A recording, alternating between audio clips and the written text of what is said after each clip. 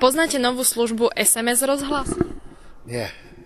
Nič vám to nehovorí? Nie. SMS správy mi niečo hovoria, ale SMS rozhlas nie. Ani vám? A teraz som sa dovtipila, lebo niekde viem, že to je, že keď sa niečo hlási v rozhlase, tak vám to príde SMS-kou, lebo nemusíte byť doma zrovna vtedy. Len tak trošku z počutia. Čiže neviete, čo to je, o čo? Nie, neviem. Poznáte službu SMS rozhlas? Poznám. A ju využívate? Zatiaľ nie, ale plánujem si ju zaviesť. Čiže čo na to hovoríte? Tak určite je to pre ľudí, čo chodia do práce, pomôcka, pretože nepočujú vždy ten rozhlas, takže chcem si to dať aj ja. Poznáš službu SMS rozhlas? Nie, nepoznám. Nič ti toto nehovorí? Neviem, čo to môže byť vôbec. Poznám. Ja si myslím, že je to výborná vec, pretože je tu dosť starších ľudí napríklad. A myslím si, že je to výborné.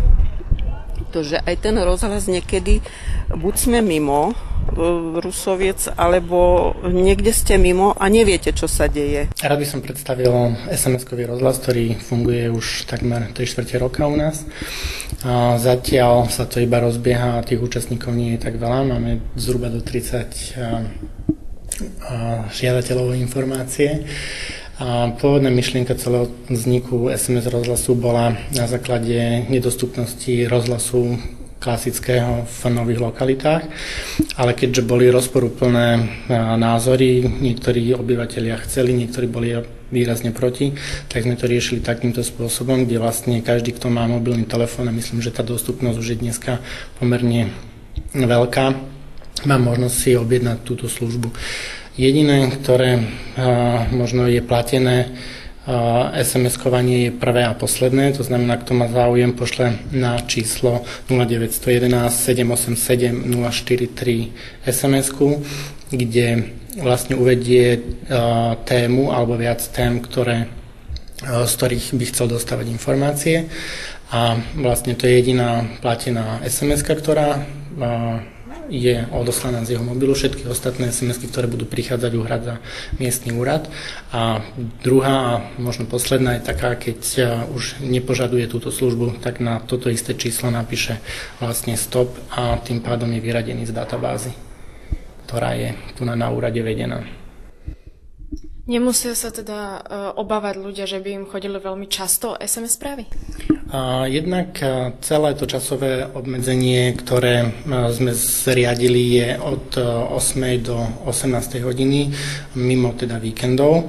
A tieto SMS-ky chodia iba v tomto čase a závisí podľa toho, o aké témy má záujem, tak z tých okruhov prichádzajú informácie.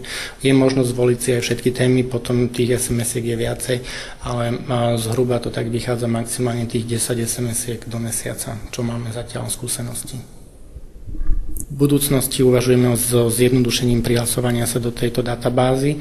Bude stačiť uviesť iba okruhy tém, z ktorých chcú dostávať informácie obyvateľia Rusoviec. Nemusí to byť iba Rusovčan, môže to byť ktokoľvek, nie je to obmedzené na obyvateľa, ale na telefónne číslo. To znamená, že aj v zahraničí, pokiaľ má záujem, tak stále tie SMS-ky môže dostávať. A do budúcna, v závislosti od toho, ako bude aj záujem zo strany školy a škôlky materskej našej, budeme sa snažiť rozšíriť túto službu o informácie o triednych združeniach ZRPŠ, informácie o výletoch rôznych alebo akciách školy, aby rodičia mohli byť informovaní.